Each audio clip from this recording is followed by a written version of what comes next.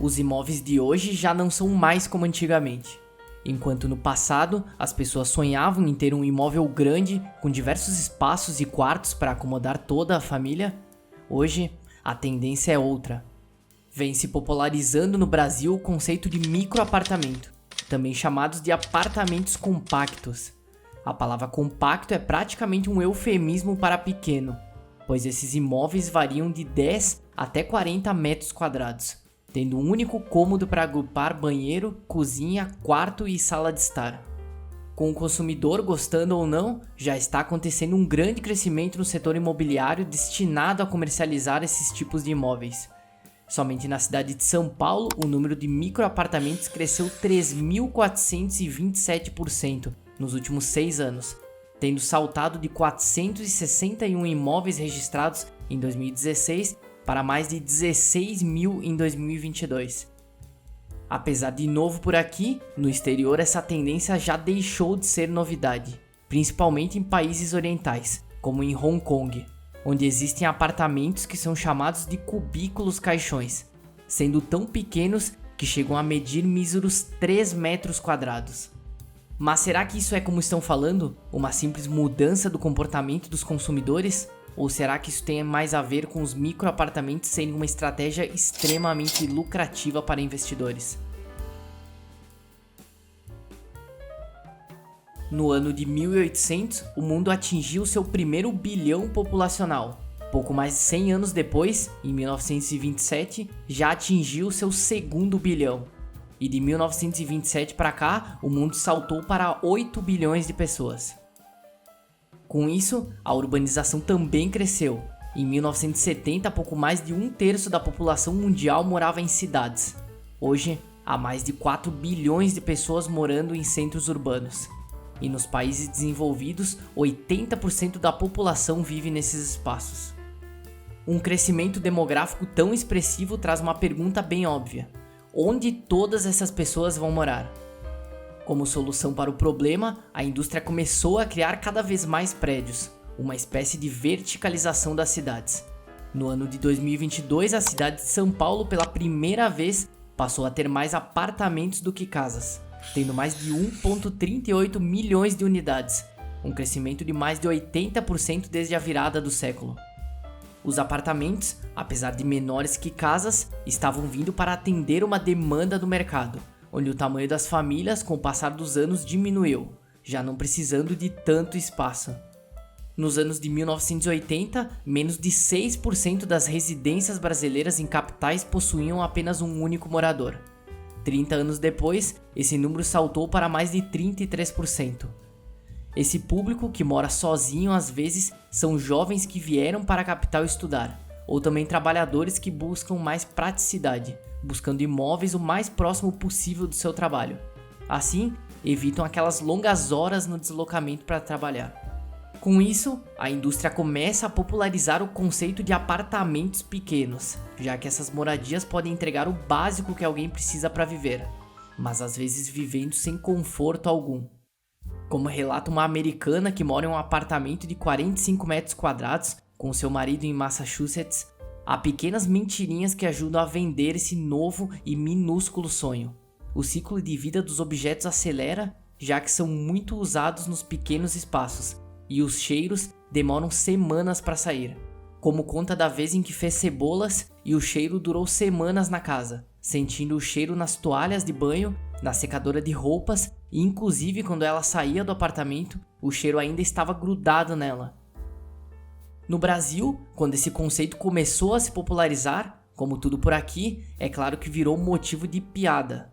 Nas redes sociais, diversas pessoas começaram a publicar anúncios de imobiliárias com apartamentos do gênero, fazendo até mesmo comparações com o tamanho de celas de prisões, que inclusive são maiores. Bom, também existe um público que prefere ignorar o conforto e buscou um maior custo-benefício. Afinal, o preço dos imóveis nunca para de subir, e para alguns é quase impossível sonhar com um grande apartamento, ou até mesmo com uma casa própria. Mas será que realmente é o melhor custo-benefício para o morador? Desde sempre, investir em imóveis foi um negócio lucrativo. Como dizem por aí, terrenos são negócios lucrativos porque Deus parou de fabricar. E com a nova tendência dos microapartamentos, o negócio não foi diferente. Inicialmente, a oferta de microapartamentos visava atender o público consumidor, aqueles que de fato iriam morar nesses imóveis. Mas hoje, isso mudou totalmente. Para entender sobre essa mudança, vamos olhar um estudo realizado pela plataforma Quinto Andar. Hoje, 90% dos compradores desse imóvel são pessoas que compraram com a ideia de alugar, contra apenas 10% de pessoas que adquiriram para morar. E é claro, esse interesse por parte de investidores faz total sentido. O potencial de rentabilidade dos imóveis com aluguel diminui conforme seu tamanho aumenta, sendo que um microapartamento pode render para o investidor quase o dobro do que um imóvel com 4 quartos.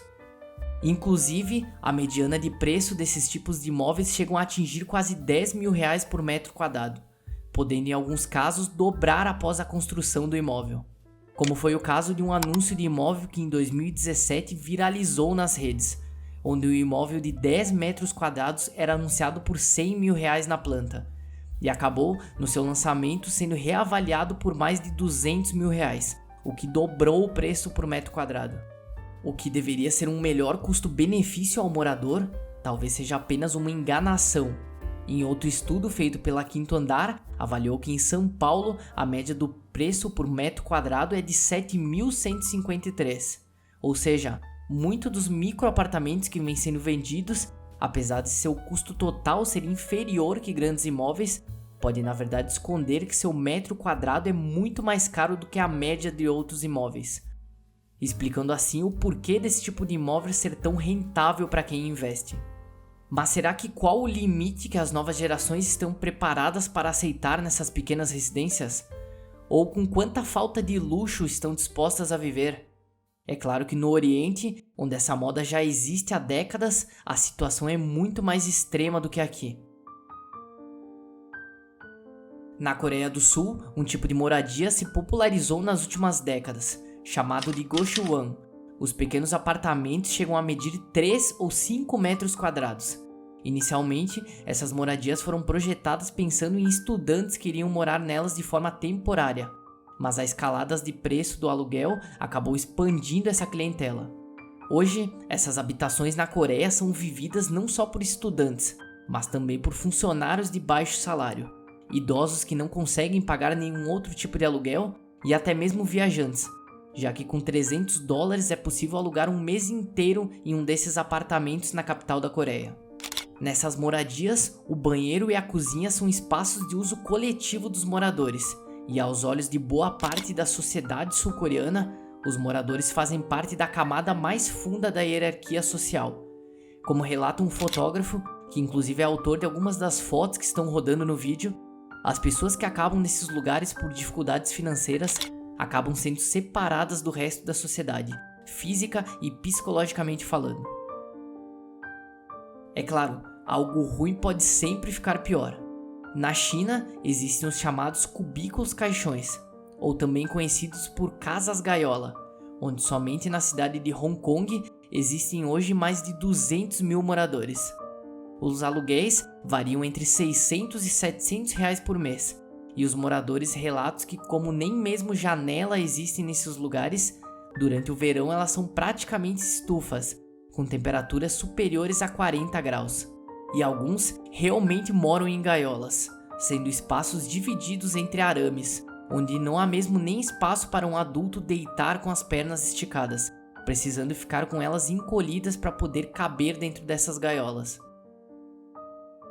Essa cidade se tornou tão problemática que hoje possui o metro quadrado mais inflacionado do planeta, sendo que é estimado que com a renda média de um cidadão chinês seja necessário mais de 20 anos do salário de um trabalhador, somente para poder comprar um único quarto.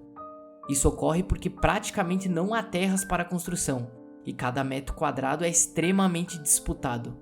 Para lugares que expressam tanta riqueza, tecnologia e principalmente beleza, essas pessoas e esses tipos de moradias ficam escondidas por trás de grandes construções, em que por fora parecem prédios tradicionais, mas por dentro há centenas de pessoas vivendo de maneira totalmente desumana.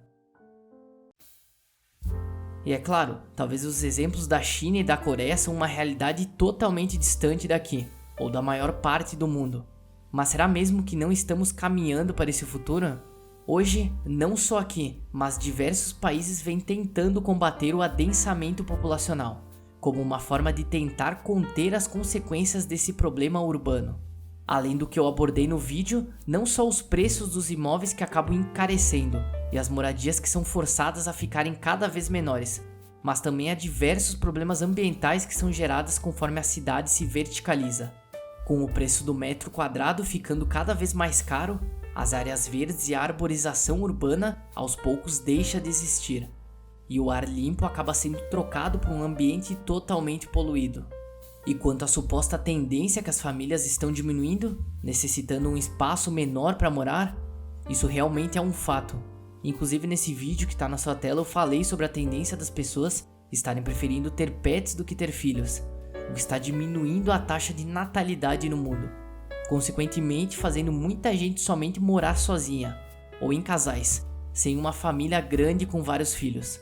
Na pesquisa da Quinto Andar, é muito citado também que um dos motivos mais apontados pela busca por apartamentos compactos é eles serem justamente mais baratos que qualquer outra opção, citando que as pessoas conseguem esses locais mais barato, onde apesar de servirem praticamente apenas para dormir, eles são beneficiados pela localização, que geralmente possui pontos externos para as pessoas de lazer, como cafés, shoppings ou até mesmo um acesso mais fácil ao metrô.